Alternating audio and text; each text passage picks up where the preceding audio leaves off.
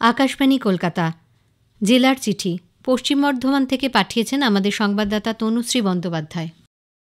পূর্ব রেলের আসানসোল ডিভিশনের অন্যতম গুরুত্বপূর্ণ স্টেশন পানাগড় অমৃত ভারত স্টেশন হতে চলেছে। আগামীকাল প্রধানমন্ত্রী নরেন্দ্র মোদী দেশের মোট ১০৩টি অমৃত ভারত স্টেশনের ভার্চুয়াল উদ্বোধন করবেন, যার মধ্যে রয়েছে আসানসোল ডিভিশনের পানাগড় ও শঙ্করপুর স্টেশন। পানাগড় স্টেশনের ১ ও ২ নম্বর প্ল্যাটফর্মের মাঝে অস্থায়ী ছাউনিতে জায়ান্ট স্ক্রিনের মাধ্যমে উদ্বোধনী অনুষ্ঠান সরাসরি দেখানো হবে। এই স্টেশনটিকে অমৃত ভারত স্টেশন প্রকল্পের আওতায় আনার পর দ্রুত কাজ শুরু হয়। আমূল পরিবর্তন হয়েছে পানাগড় স্টেশনের। যাত্রী স্বাচ্ছন্দ্যের কথা মাথায় রেখে করা হয়েছে স্টেশনের আধুনিকীকরণ। প্রতিদিন প্রায় ৭,৫০০ লোক যাতায়াত করে এই স্টেশন দিয়ে।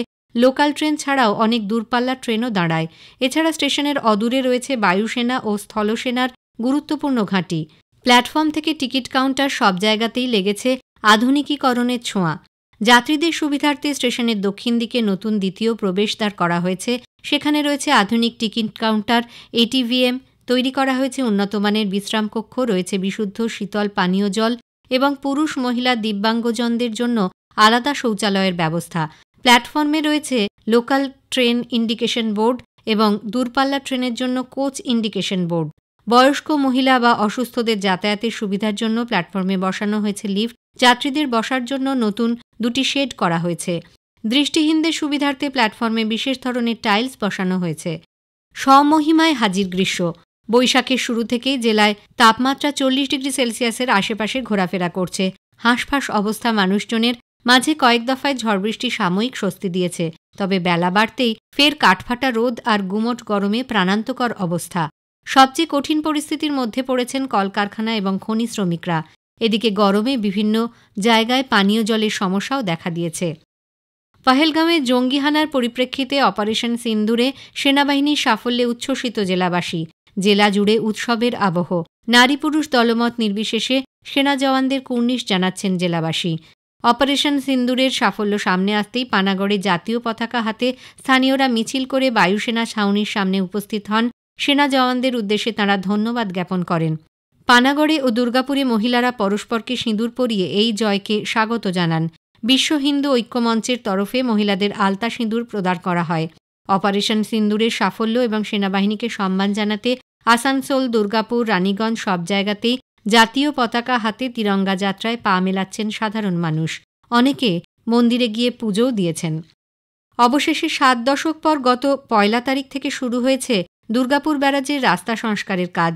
এই কাজ চলাকালীন যাতায়াতের জন্য আপাতত ব্যারেজের ডাউনস্ট্রিমে নদীর ওপরে একটি বিকল্প রাস্তা করা হয়েছে। আগামী 15 জুনের মধ্যে রাস্তা সংস্কারের কাজ শেষ হওয়ার কথা। কাজ পরিদর্শন করেছেন রাজ্যের সেচমন্ত্রী মানস ভূঁইয়া।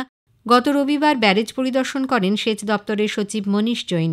আন্তর্জাতিক পরিবার দিবসে আসানসোল সংশোধনাগারে 4 বিচারাধীন বন্দী এবং 1 সাজাপ্রাপ্ত দীর্ঘদিন পর দেখা করলেন তাদের পরিবারের সঙ্গে। জেলা আইনি পরিষেবা কর্তৃপক্ষ এবং সংশোধনাগার কর্তৃপক্ষের উদ্যোগে আয়োজন করা হয় এই পুনর্মিলন উৎসবের।